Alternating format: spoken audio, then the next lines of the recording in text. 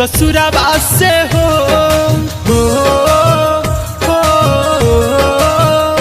जहना वही है हमार जब ससुराबा से हो हमारा मुहला के खबर बता दी हलो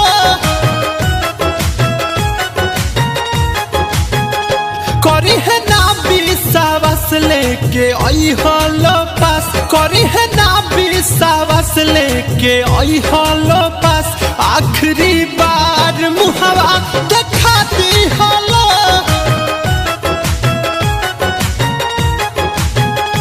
जहना वही है हमार जब ससुराबा से हो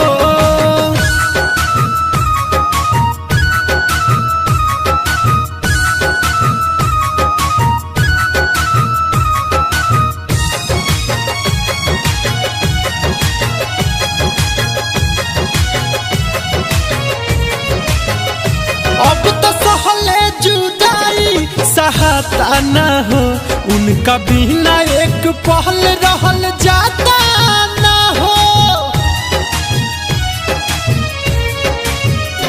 अब तो सहले जुदाई सहता न हो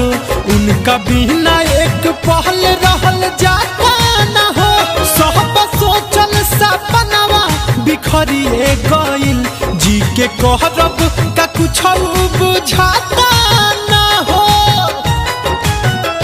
रहस हरदम खुश अपना पियावा संगे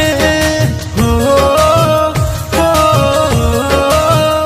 रहस हरदम खुश अपना पियावा संगे कह के जात बनी समझा दी हलो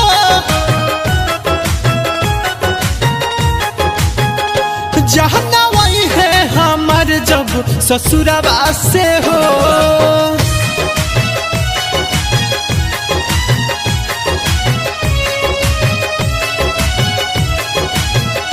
हे जमाना के डर से डर गईली हो घर के लोगवा के बतिया में पड़ गईली हो हे जमाना डर गईली हो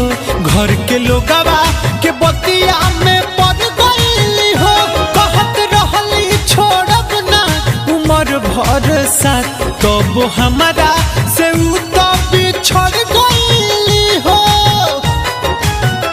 शेषनाथ मनोज सुनो दीपक कहे हो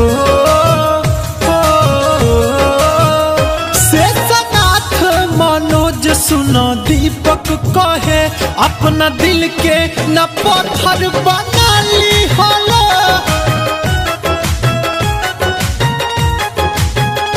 जहना वही है हमार जब ससुराबा से हो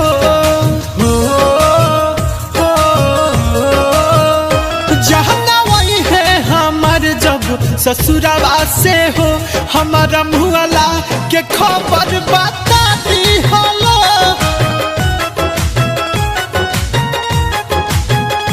जहना वही है हमार जब ससुराबा से हो।